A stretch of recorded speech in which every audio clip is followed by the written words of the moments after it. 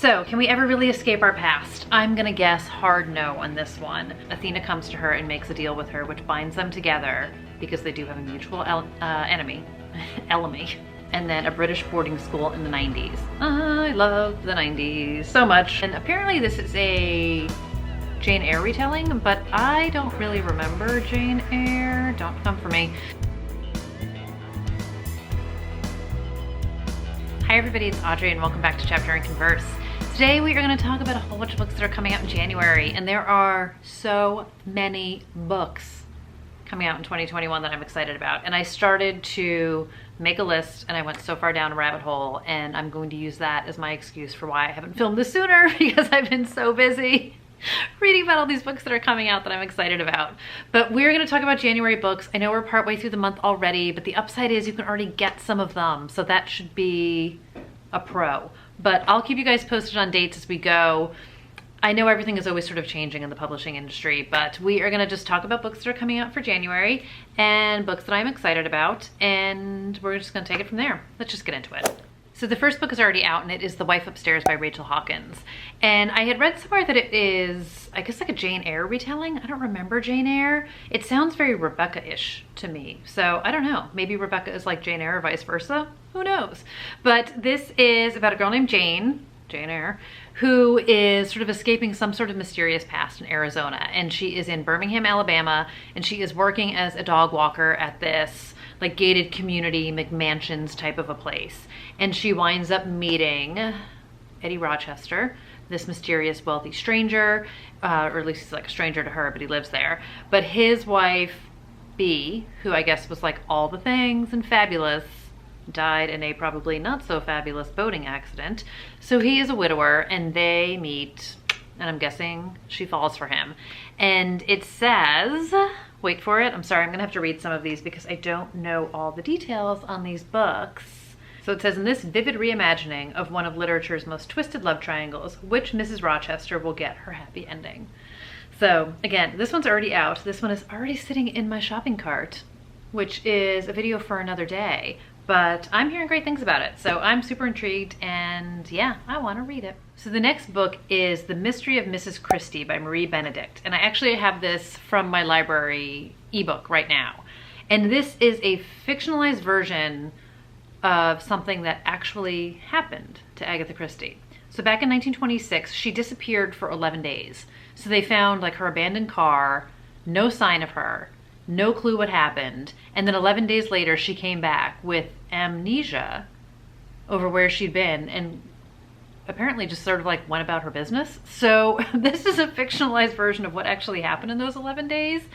And as far as I know, and the small amount of research that I actually did, no one ever knows what happened to her, and she never said. And I have no clue. I have no clue. So I guess her husband was unfaithful, maybe. I don't know what's fact, what's fiction. I don't know if we're supposed to know what's fact, what's fiction. But it says, a master storyteller whose clever mind may never be matched, Agatha Christie's untold history offers perhaps her greatest mystery of all. So again, I'm super curious about this. Like I said, I have the ebook from my library, so I plan to get into this one pretty soon. But it just sounds fun, and I'm intrigued. It's like true crime, but not. The next book is one that I heard on a podcast about new books coming out this year, and I want to say it was Book Riot, but I will link below the podcast I heard about this book in, and it's called The Push by Ashley Audrain.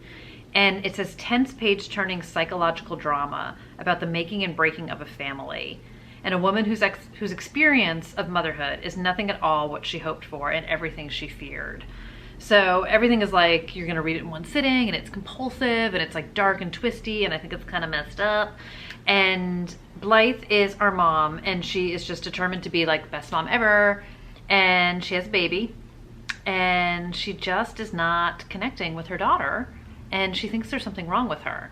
But then she's like, is it all in my head? And I think her husband kind of makes her think that she's a little crazy and that she's imagining things. So she just, you know, lives her life, has another kid, has a boy named Sam, and Sam's like the blissful baby that she always wanted. They connect, everything is good.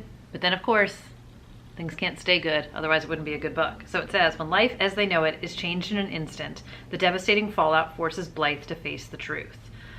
So it says, it will challenge everything you think you know about motherhood, about what we owe our children, and what it feels like when women are not believed. So again, I'm pretty sure this is going to be super dark, which is kind of why I'm super excited about it.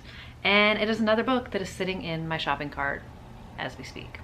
So every single book on this list is from an author I have never read from before, but I am just loving discovering new authors and really intrigued by this. So this one's called Shiver by Ali Reynolds, and this is another isolated mystery, which I love. And it sounds a little One by One by Ruth Ware because it also takes place in the French Alps. But this is a group of friends who have not been together for 10 years. And I guess she used to be a snowboarder, it says. And it says she would rather forget the events of that winter. But the invitation comes from Curtis, the one person she can't seem to let go. So these friends get together and they're kind of like doing their thing. And then in a very, and then there were none turn of events, they realize they don't know who really gathered them there and how far they will go to find the truth, I guess, about what happened 10 years ago. So a deserted lodge high in the mountains, secrets of the past are about to come to light. So this is getting over 4-star reviews on Goodreads, and I love isolated mysteries. And isolated mysteries in the snow in the winter sound great. So again, new to me author, I'm intrigued. This book is actually coming out this week, and it's called People Like Her by Ellery Lloyd. And this is another debut novel. And this is one kind of all about living your life online and social media and the whole culture of being an influencer. And this one is about a woman named Emmy, and she is an Instamom. So she has a, I guess, huge following about motherhood. And her husband's a washed-up novelist, and he is, I guess, not really jazzed about any of it. So it sounds like a lot of cracks in the foundation of their marriage. And she has an obsessive fan. And it says she's the woman that has everything but deserves none of it. So somebody is out to get her, apparently. So it says, followed by millions, watched by one. In this deeply addictive tale of psychological suspense, Ellery Lloyd raises important questions about technology, social media, celebrity, and the way we live today. Probing the dark side of influencer culture and the perils of parenting online, People Like Her explores our desperate need to be seen and the lengths we'll go to be liked by strangers. It asks what and who we sacrifice when we make our private lives public and ultimately lose control of who we let in. So this sounds like deliciously creepy. So I find this really, really interesting. And there are so many people who are online that put so much of their personal lives out there and their families. And I find this really intriguing. I find it like completely creepy, but I find it really intriguing. So again, this one comes out this week and it is on my watch list for sure. Next up is The Divines by Ellie Eaton. And this is 2 timelines. So we have present day Los Angeles and then a British boarding school in the 90s. I love the 90s so much. I love a boarding school book so much. And it says this is exploring the destructive relationship between teenage girls. Love it. So can we ever really escape our past? I'm gonna guess hard no on this one.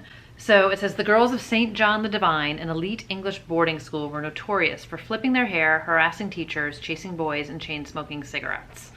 So something happened 15 years ago, and the school shuttered its doors in disgrace. So now we have one of the girls, known as the Divines. I guess that was the group of girls. And she has to revisit her past, and the painful memories of what happened back then come up. And her life starts to unravel, and it derails not just her marriage and her career, but her entire sense of self.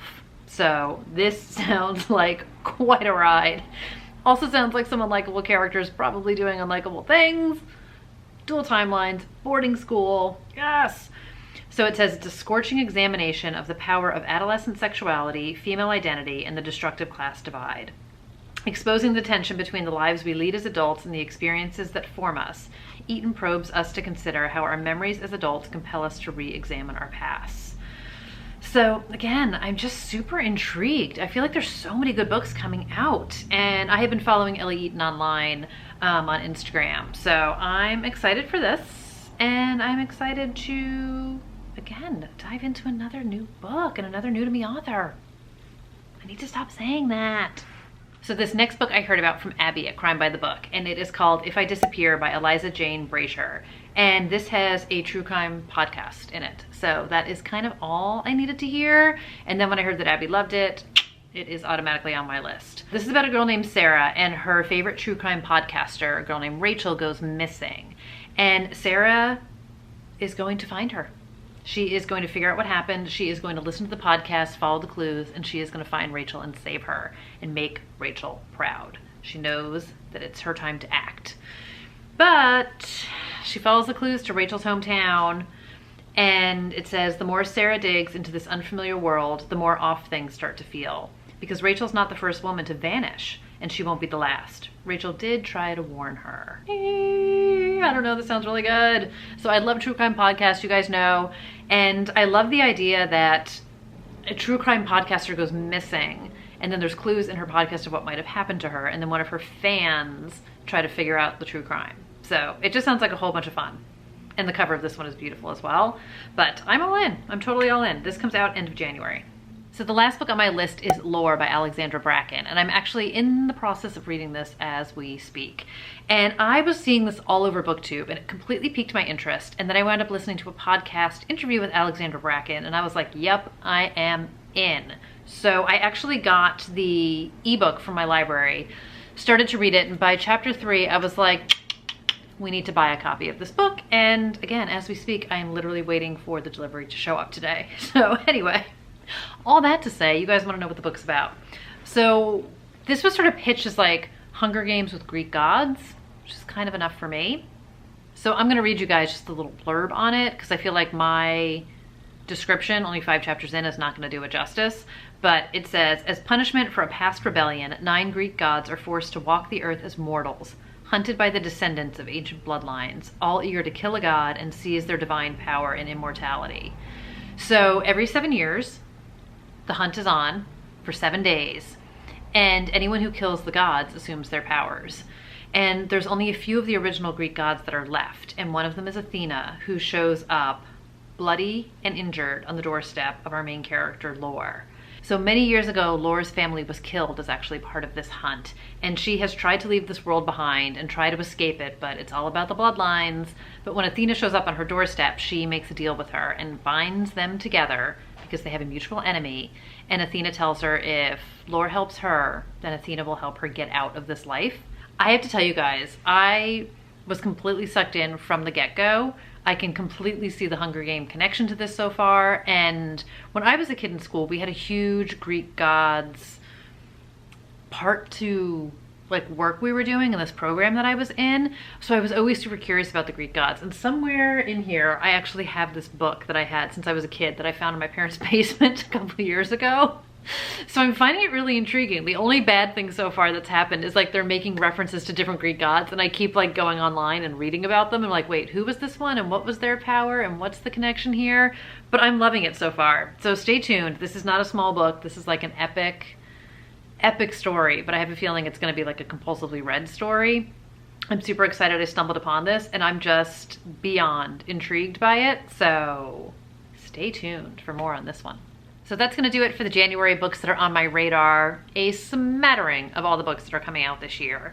And I know these videos are like a little wonky. I'm sorry I was reading so much, but I wasn't super familiar with these authors or these books. And again, so excited about people who are new to me, stories that are new to me, and I'm just so ready to discover more. So let me know if you guys have any of these books on your list, what you're excited to read this January. And then there are so many books coming out by my favorite authors, so I think I'm going to do a whole separate video just on auto buys that I'm going to be doing this year. I've already placed 2 pre-orders, and I will let you know what they are in a different video. So thanks for hanging out today. I hope you guys are all doing great, and I will see you really soon in another video.